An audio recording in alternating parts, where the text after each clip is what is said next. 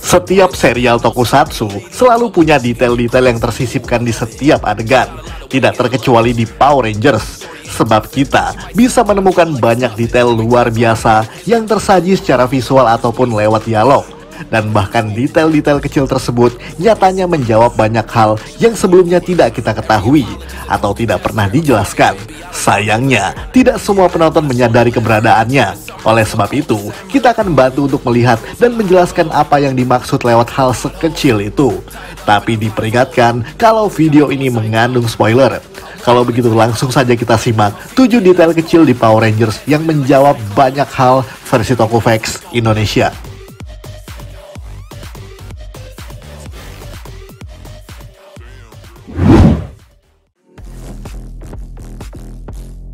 Pertemuan Carlos dengan Mrs. Larsen, Power Rangers in Space episode ke-32. Pada episode yang berjudul Carlos on Call, Ranger hitam ini tengah bermain game arcade yang berada di sebuah tempat bernama Source Spot. Tanpa ia sadari kalau dirinya tengah diperhatikan oleh seorang gadis cilik yang bernama Sylvie. Kemudian setelah itu, singkatnya ibunda Sylvie yang bernama Mrs. Larsen kemudian datang menemuinya dan menyadari bahwa Sylvie sedang bersama dengan Carlos yang merupakan mantan muridnya ketika masih di SMA Angel Grove. Mungkin dialog kecil itu terdengar seperti basa-basi semata, tapi kalau didengar baik-baik, ada arti yang cukup penting di dalamnya. Kenapa? Sebab Mrs. Larsen mengatakan bahwa Carlos merupakan mantan muridnya. Artinya, Carlos sudah lulus dari SMA Angel Grove sama seperti kawan satu angkatan lainnya. Lalu kenapa hal itu menjadi penting? Sebab kelulusan Carlos dan kawan-kawan memang tidak pernah dijelaskan, apalagi dimunculkan dalam adegan episode manapun. Itu sebabnya TJ, Ashley, Cassie, dan juga Carlos bisa pergi keluar angkasa setelah tamatnya season Turbo karena mereka memang telah lulus dari SMA. Itu juga menjawab mengapa tidak ada adegan kelas atau sekolah yang ada di season Power Rangers in Space.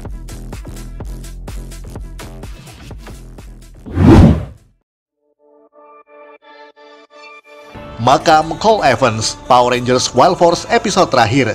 Sebelum membahas episode terakhir, mari kita akan flashback sedikit ke episode ke-18 yang berjudul Secret and Lies.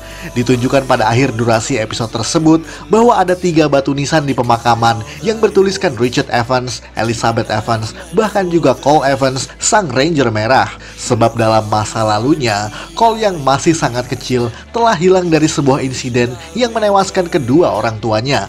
Sehingga Cole dianggap telah wafat bersama dengan mereka.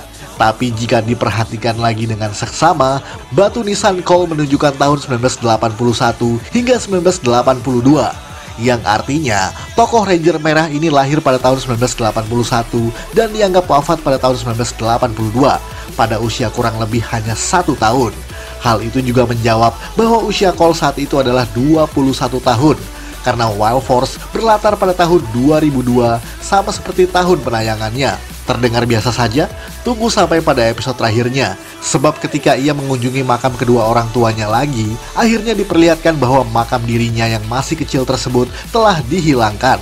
Dan beberapa blok dari makam tersebut, Cole kemudian beranjak ke sebuah makam bertuliskan Victor Adler, yakni nama asli dari Master Orc. Membuktikan bahwa sang mantan ilmuwan sekaligus rekan dari kedua orang tuanya itu telah wafat sebagai seorang manusia.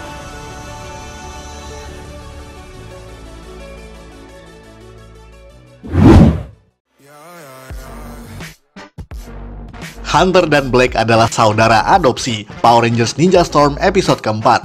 Detail yang satu ini juga terbesit lewat sebuah dialog. Pada awal perkenalan Dustin dengan Bradley bersaudara di sebuah area motocross, dijelaskan bahwa Hunter dan Black adalah kakak beradik, walaupun sempat membuat Dustin bingung karenanya.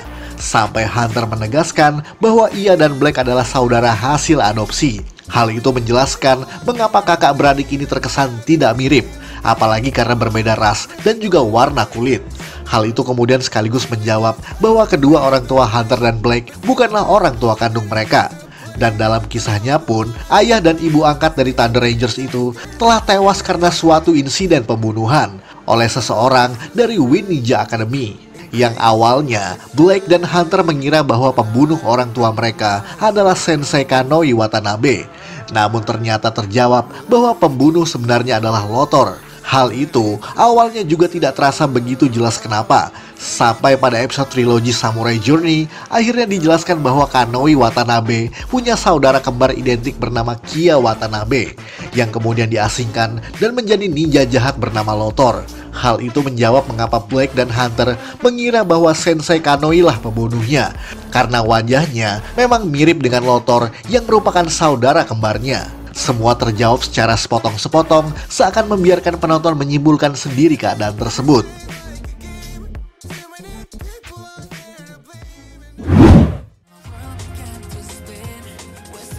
Alamat Tommy, Power Rangers Dino Thunder episode pertama. Ini juga pernah kita bahas di beberapa tahun yang lalu, yakni episode pertama Power Rangers Dino Thunder. Mendekati akhir durasi episode yang dimaksud, sesaat ketika Kira diculik oleh Tyrannodrons, Ethan dan Connor berusaha mencari cara untuk menyelamatkannya. Dan satu-satunya yang dianggap paling tahu adalah guru mereka sendiri, yakni Dr. Tommy Oliver.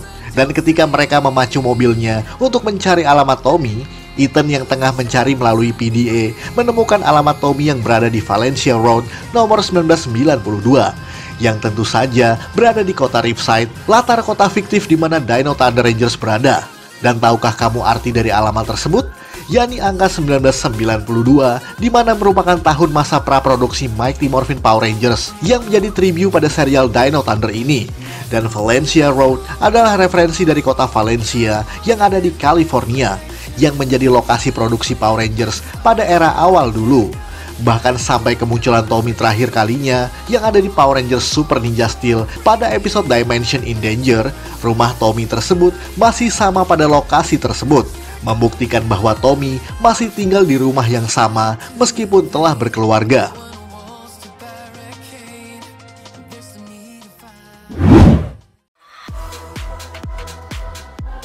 Project Go-Onger, Power Rangers RPM episode ke-14. Ini juga salah satu yang pernah kita ulas, bahkan cukup sering disebutkan.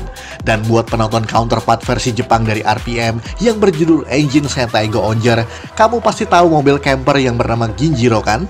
Mobil yang sekaligus menjadi markas Go-Onger tersebut kini juga diadaptasi menjadi bagian dari properti RPM Rangers yang disebut sebagai Project Go-Onger. Bahkan mereka mengkreasikan nama Go-Onger menjadi sebuah singkatan, yakni The Ground Outdoor Operational Network General Purpose Explorational Rover. Suatu singkatan yang cukup panjang tapi juga sangat cerdas untuk sekedar menjawab mengapa ada nama Sentai counterpartnya di sana. Tapi dialog yang ada pada saat pengenalan mobil tersebut juga tidak kalah uniknya, yakni bahwa mobil itu dibuat oleh Brighton Installation yang berlokasi 2 mil dari padang gurun Nevada. Terdengar random, tapi itu menjelaskan sedikit tentang sebuah teori bahwa bisa saja mobil Project Go-Onger dibangun di area 51 yang sangat terkenal tersebut, yang juga berlokasi di gurun Nevada. Bahkan Summer mengejeknya dengan mengatakan bahwa mobil itu dibuat pada tahun 1975. Itu bukan dialog random, karena pada tahun 1975 adalah tahun pertama Super Sentai ada lewat Himitsu Sentai Go Ranger. Jadi, dialog itu seperti sebuah referensi bagi Super Sentai yang ada di Power Rangers.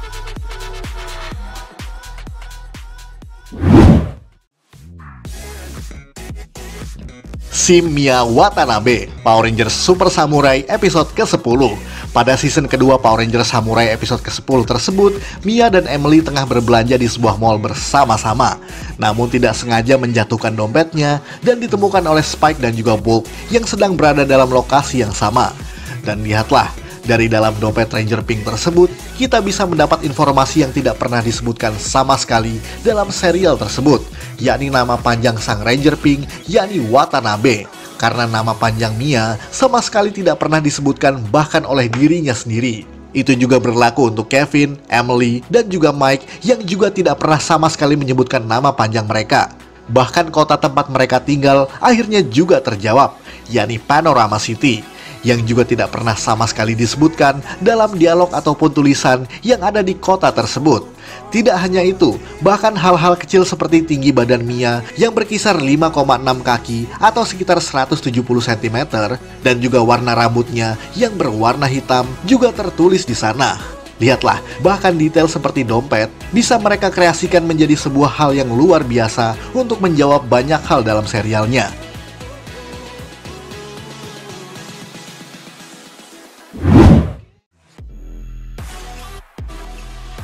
Zack, Power Rangers Dino Supercharged episode ke-17.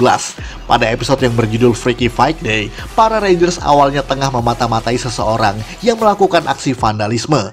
Kemudian diketahui bahwa pelakunya adalah seorang pemuda bernama Zack yang berwajah mirip sekali dengan Ivan, sang Ranger Gold.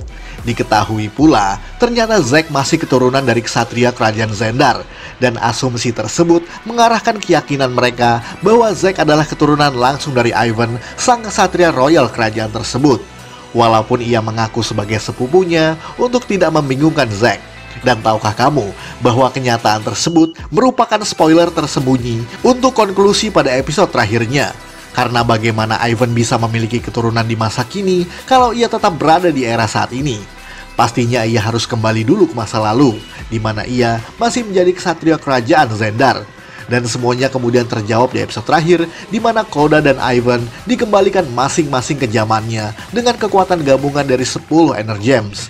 Jadi keberadaan tokoh Zack secara tersirat menjawab bahwa Ivan, sang kakek moyangnya, harus tetap kembali ke masanya dulu.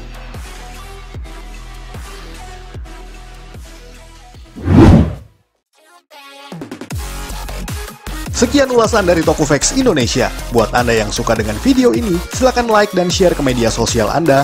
Jangan lupa tinggalkan komentar. Akhir kata, salam Tokuvex Indonesia.